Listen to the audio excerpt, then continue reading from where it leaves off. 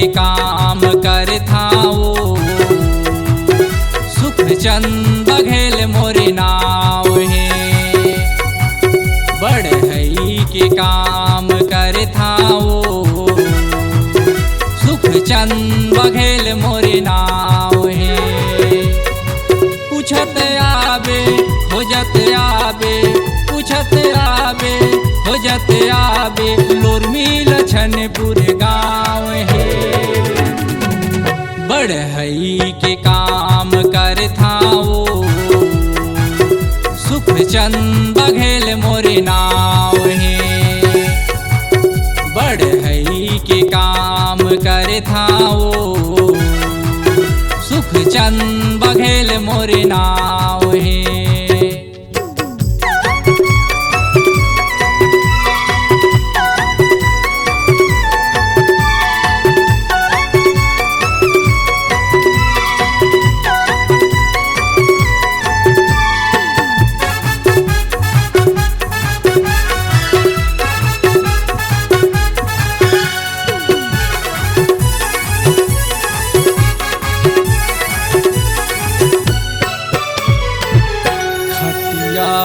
बना था कुर्सी बना था सोफा दीवान वो बना था मैं सोफा दीवान। खटिया बना था कुर्सी बना था खटिया बना था कुर्सी बना था मैं सोफा दीवान। बढ़ई के काम कर था वो सुखचंद बघेल मोरे नाव है।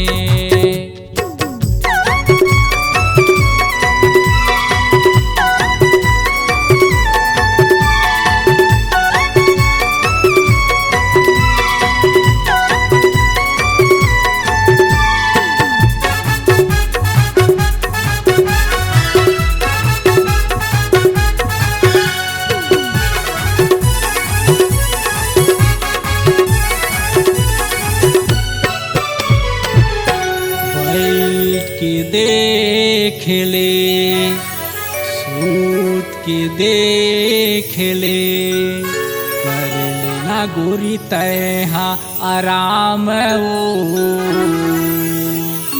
कर लेना तैहा आराम।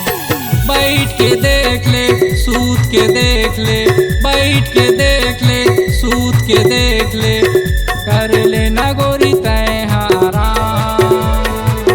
बढ़ई के काम कर था वो सुखचंद बघेल मोरे नाव है।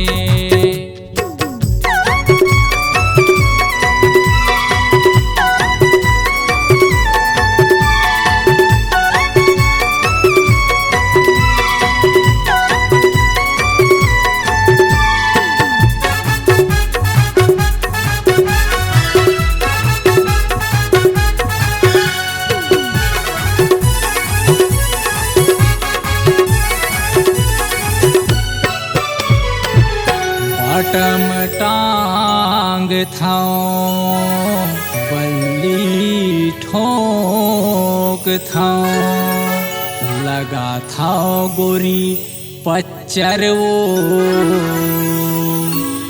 लगा था मैं पच्चर।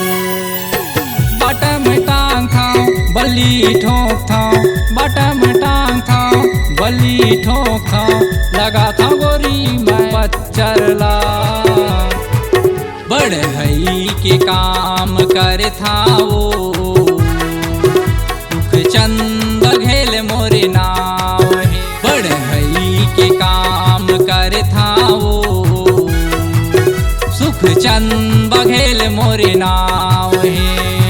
पूछत आबे खोजत आबे पूछत आबे खोजत आबे लोरमी लछनपुर गाँव है।